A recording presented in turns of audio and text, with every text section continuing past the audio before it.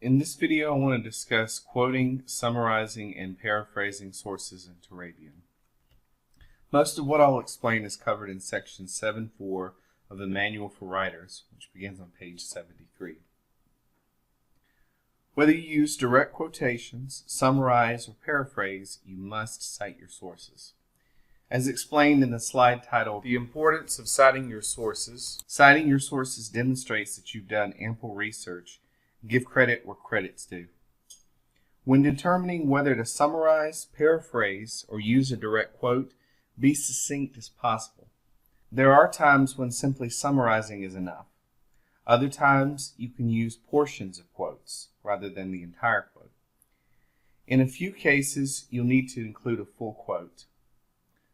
When in doubt, ask yourself, can I summarize or paraphrase this source? In other words, do I need to convey general ideas or statistic, or is there something striking about the author's writing that's worth sharing? If that's the case, can I omit unnecessary details using ellipses? Are there words that can be omitted from the original text while still conveying the key point? Keep in mind as well, when you use 3 or more consecutive words, this is a direct quote and should be put in quotation marks. Finally, there are some cases where you want to use a long quote. The circumstances for using a long quote are covered on page 73 of the Manual for Writers. A direct quote can constitute evidence to back up an argument.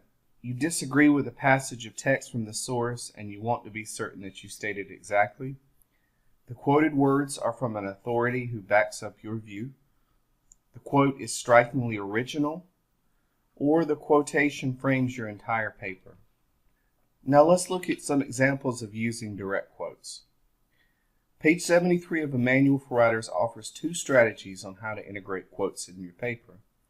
One is to use ellipses to remove the inconsequential parts of a quotation.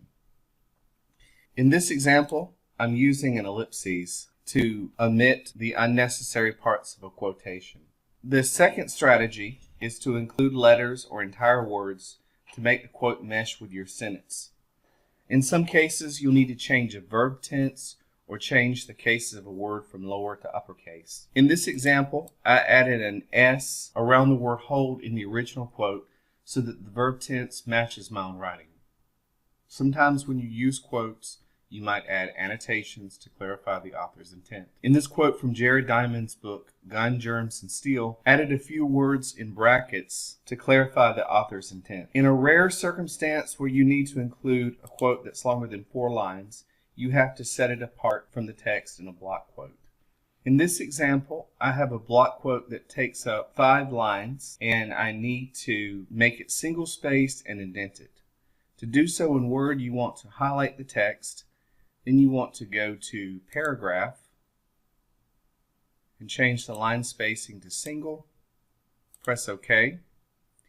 You also want to make sure that the ruler is enabled at the top. If you don't see a ruler at the top of your page, you want to go to View and you want to make sure the ruler button is checked. Then you want to go and you want to drag the button at the very bottom. This moves everything over, and you want to move it over 1/2 inch.